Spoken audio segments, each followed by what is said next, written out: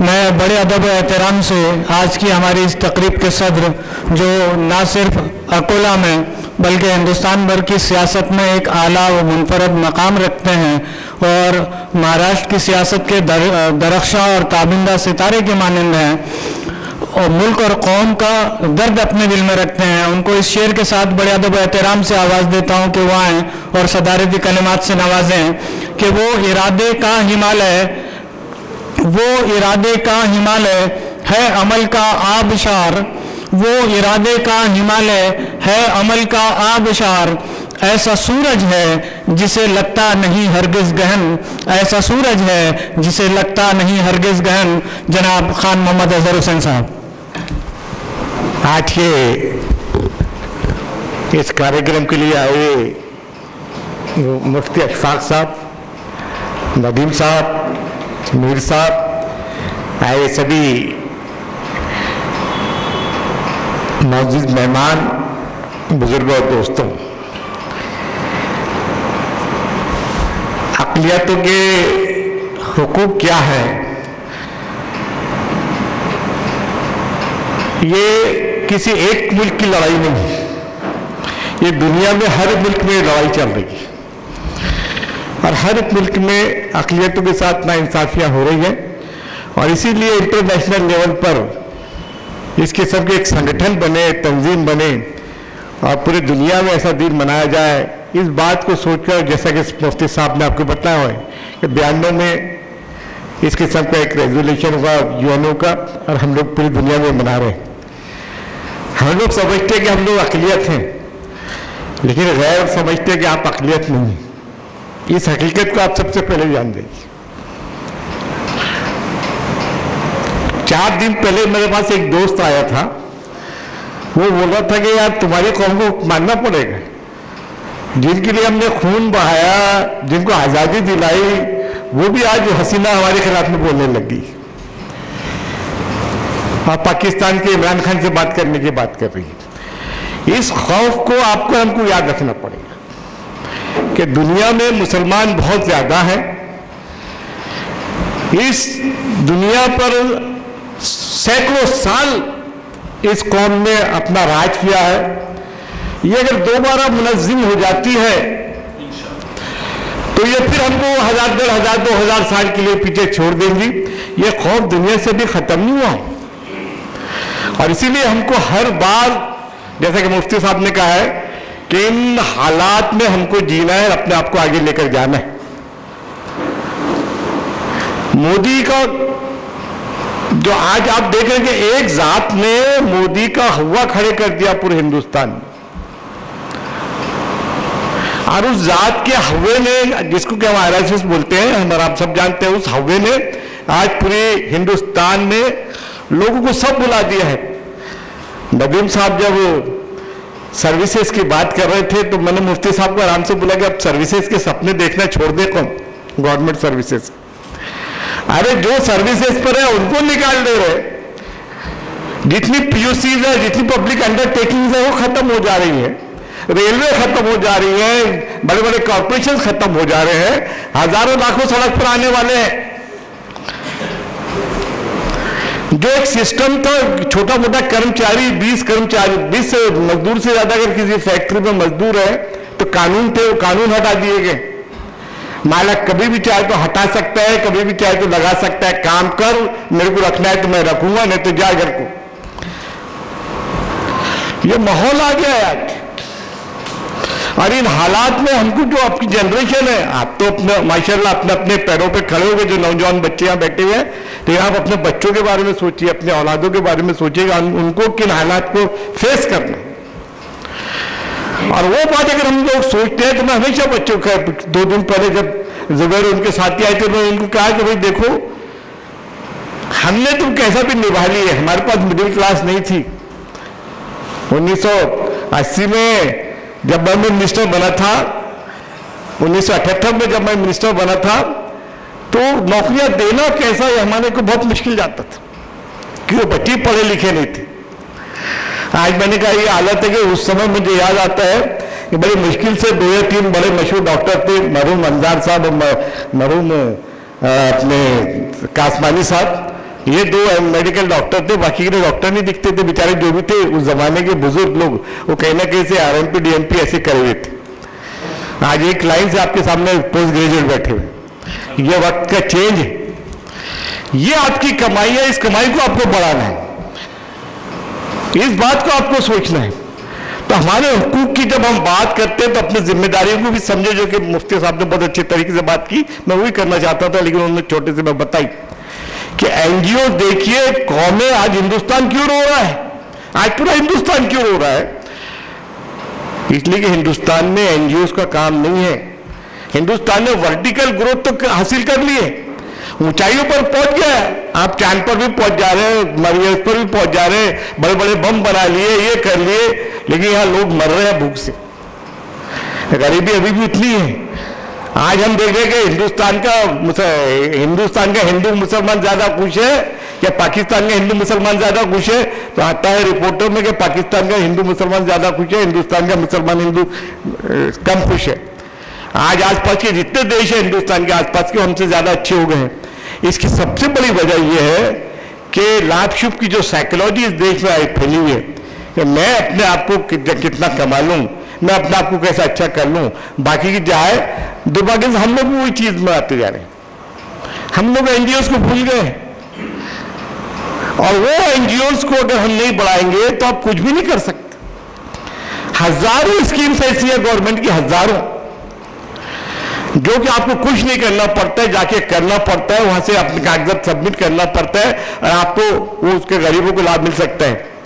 कल जब नदीम वगैरह आए थे तो मैं उनको कहा, जब जुबैर वगैरह आए थे तो मैंने उनसे कहा कि मास की बात सोचिए, आप क्लास की बात मत सोचिए। हमारा झगड़ा मास का हो गया है, हमारा झगड़ा क्लास का नहीं है। आप बोलोगे कि हमको IAS कितने बनाना है, हमको IPS कितने बनाना है, वो बात भूल जाइए आप। जो अकल वाला है वो अपनी किस्मत से, अपने हुनर से वो बिल्कुल बन जाएगा। लेकिन हमारे जो गरीब हैं उनको हम कैसे अपना इक्तिसादी तौर पर मजबूत कर लें, क्योंकि जैसे कि रिपोर्टें बता रही हैं कि आज अगर हिंदुस्तान में 27-28% बिलो पॉवर्टी लाइन है तो मुसलमान 39% है। शहरों के मुसलमान आज 39-40% बिलो पॉवर्टी लाइन है, जिनको खाने पीने के लाले हैं। आपकी गरीब बस्ती में जिसकी जिशान जिक्र कर रहा था, वहां जाके देखिए कि कितने घरों में लोग पेट भर के खा सकते हैं कि नहीं। ये हमारा आपका मसला है, और ये बात हम जितनी ज्यादा फैलाएंगे, जितनी ज्यादा इसमें लगेंगे, कौम को थोड़ा थोड़ा करके ऊपर लाइए। देखिए, हमेशा एक मजाक की बात में मैं कहता हूं कि जापान के अगर हमारा जब कंपेयर किया जाता है कि भाई जापान में तो एटम बम फेंके गए थे, उसके बाद भी जापान दोबारा जिंदा हो गया, इसलिए कि उनके पास दिमाग जिंदा था। आप रूलिंग क्लास रहे हो 1000 साल तक के, इसलिए आपसे डरा जाता है। जो बेसिक नॉलेज है, जो बेसिक कैरेक्टर है, वो आपके पास है। मुझे एक बार इंजीनियर आए, 2-4 बच्चे आए कि साहब हमको सर्विस के लिए वहां बात कीजिए, फला बात कीजिए। मैंने कहा जरूर मैं कर दूंगा, आज तुमको क्या देंगे, इंशाल्लाह ताला आपको सर्विस भी मिल जाएंगी। क्योंकि मैंने कहा एक बार मैं बस बैठा था पवार साहब के साथ, शरद पवार जी के पास, तो पवार साहब को मेरे साथ मिसेज भी थी, फौजिया मैडम भी थी, तो बोले कि तुम लोग मेरे घर को आज खाना खाने आ जाओ। हम लोग तीनों गए, मैं आज से 7-8 साल पहले की बात कर रहा हूं। तो मुझे हमको पवार साहब ने बोले कि अजहर मेरे वहां आज ये हालत है कि मेरे को तो आने वाले 3 साल में 7.5 लाख इंजीनियर लगते हैं पूना में, साल के 2.5 लाख इंजीनियर। मीर साहब, पवार साहब की कोट कर सकते हैं आप मुझे कि बोले आने वाले 3 साल में मेरे को 2.5 लाख इंजीनियर पर ईयर लगने वाला है। यह बात मेरे ध्यान में थी। मैंने उन बच्चों को बताया कि वहां तुम जाओ, तुमको नौकरियां लग जाएगी, क्योंकि आपके पास 2 चीजें हैं। क्योंकि मेरे जो दोस्त हैं हिंदू लोग वो बोलते हैं कि हमको तुम्हारे मुस्लिम बच्चे लगाने में फायदा ये होता है कि उनको शराब वराब का शौक नहीं रहता, वो रात में अपने सीधा घर जाते हैं। ये हमारे वहां से नहीं तो इंजीनियर जाते हैं तो पहले बार में बैठता है, 2 घंटे बार में बैठता है, उसके बाद घर में जाता है, तो उसकी कैपेसिटी कम हो जाती है। तो हमने अगर शराब नहीं पी, जो कि हमारे मजहब ने हमको रोक के रखा है, तो हमारा जो कैरेक्टर बन जाता है वो हमारे काम आने वाला है, बशर्ते कि आप उसको इस्तेमाल करने की ताकत रखें। आप अगर 2 बजे रात तक के चाय पीते बैठे रहेंगे अपने मोहल्लों में तो कैसा होगा। तो ये जो सोच निर्माण करना है, इस सोच में सबसे पहले मेरा आप निर्माण कीजिए इस किस्म की सोसाइटी अगर हम आप निर्माण करने जाए, तैयार करने जाए, तो बहुत आसानी से खड़े हो सकती है। तो हुकूक के साथ अपनी जिम्मेदारियों को समझे। जिम्मेदारी समझना यही है, जो पढ़ लिया है, जो लिख लिया है, उससे जितना भी हो सकता है मदद करे, दूसरों को पढ़ाए। मैं जुबैर वगैरह जब आए थे तो मैंने उनको कहा कि भाई मैं भी जो रिपोर्ट लेता हूँ, देखिए आपने बहुत अच्छी ये 2-4 महीने में आपने देखा होगा, ये मैं तो समझता हूँ कि ये तो एक तरीके से वरदान हो गया ये हमारे मुसलमानों पर, ये बीमारी का आना। क्योंकि मुसलमानों का कैरेक्टर इस कौम को, दूसरी कौमों को समझ में आ गया है। मुझे एक हमारा रेलवे का ऑफिसर बतला रहा था कि अजहर साहब, वो भुसावल के आगे गांव है आपके मुसलमानों का, हमारी बम्बई से ट्रेन निकलती थी तो बोला जाता था, क्योंकि जब भूखे मजदूर ट्रेनों में बिठाए जा रहे थे, उनको बोला जाता था खाने के लिए रुक जाना रहे, वहां के लोग भागते फिरते। रमजान का महीना था और गाड़ियों में से लोग रमजान का रोजा रहते हुए, वो भुसावल के आगे एक गाँव है कोई छोटा सा, वहां के जो भी होगा, मलकापुर तो इस साइड, उस साइड की बात कर रहा हूँ, मलकापुर तो इधर है बहुत, उस साइड की बात करूं, वहां गाड़ी ट्रेन वाले खुद ही रोक देते थे कि भाई यहाँ कुछ लोग लाके खिलाते, बेचारे भूखे मजदूरों को हम लेकर जा रहे हैं, ये कुछ खा लेंगे। तो ये चीज ने अपना असर छोड़ा है, लेकिन इस चीज ने आपको उनको डराया भी है। ये पगले ऐसे जा रहे हैं और बच्चों को साहब, एक देशपांडे नाम का आदमी आया बम्बई से, बम्बई में सर्विस करता था, RSS का कट्टर। उसको मालूम चला कि उसका बाप यहाँ बीमार है, और वो जिस दिन आया बदकिस्मती, उसी दिन उसका बाप मर गया। वो बाप के पास छोड़ के भाग गया, और पैसे देकर 5000 रुपए हॉस्पिटल वालों के हाथ में, तुम कर देना सब, अपने मुस्लिम बच्चों ने उसकी मैयत कर। वो चीज छप गई पेपरों में, RSS वालों ने वहां से इंक्वायरी निकाली कि क्यों अपने RSS वाले सोए थे कि वहां, कि एक अपना वो पुराना वर्कर, इतना पुराना वर्कर खत्म हो गया है और उसको कोई बचाने नहीं गया। तो इस कैरेक्टर के साथ हम और आप सब लेकर चलते हैं, तो ये बाकी की बातें जो ये तो एक बात लेकर चलिए आप कि हुकूमतें आए जाए, हमारे मसाइल को हमको रास्ता ढूंढना पड़ेगा। और अब तो दुनिया इतनी बढ़ गई है, मैं अभी तो सिर्फ हिंदुस्तान की बात कर रहे हैं, अभी सर्विसेज को तो आपको दुनिया में कहीं भी जाएंगे आप, तो आपको सर्विस अगर मिलना है तो आपके पास क्वालिटी है तो आपको सर्विस मिलना है। ये प्राइवेट कंपनियां, ये अडानी अंबानी, ये कोई जात और पात दे के लगाने वाले नहीं है लोग। हम उनको तो अपने काम कराने से वो है। आप जो मैंने कहा कि अभी समय साहब से ये बात को भी आप फैलाइए, मैं आपसे एक रिक्वेस्ट करूंगा जितने भी अपने इंस्टीट्यूशन स्कूलें चलाने वाले हैं, कि आने वाला समय ये आर्टिफिशियल इंटेलिजेंस का है, आने वाला समय ये रोबोटिक्स का है, आने वाला समय ये हायर ब्रांचेस का है। इनकी थोड़ी सी भी ट्रेनिंग आप देते हैं, आज से 10 साल के बाद, मुझे वो लड़के सुना रहे थे कि आपने मुफ्ती साहब को ऐसा, मैंने कहा, मैंने कहा था कि 10 साल के बाद आलिम को अगर उर्दू नहीं, इंग्लिश नहीं आती है तो वो आलिम नहीं रह सकेगा। वैसे मैं आपको बोलूंगा, अगर आपके बच्चे को अगर आपको तैयार करना है तो आर्टिफिशियल इंटेलिजेंस की उसकी थोड़ी बहुत इंक्वायरी के उसकी जानकारी दिलाइए। 10 साल के बाद 80% जॉब आर्टिफिशियल इंटेलिजेंस, रोबोटिक्स ऐसे ब्रांचेस के निकलने वाले हैं। हमको बताया जाता है कि 800 साल पहले मुसलमान ने ऐसा नहीं, मैंने ये चीज निकाली, केमिस्ट्री में ऐसा किया, अलजबरा में ये किया, साइंस में ये किया, वास में ये किया। मैं कह रहा हूं भूल जाइए आप, जुबैर मैंने इनको गिनाया, ये जो वैक्सीन निकले ना आपके फाइजर के वैक्सीन किसने निकाला, तो दोनों तुर्की मुसलमान, मियां बीवी दोनों।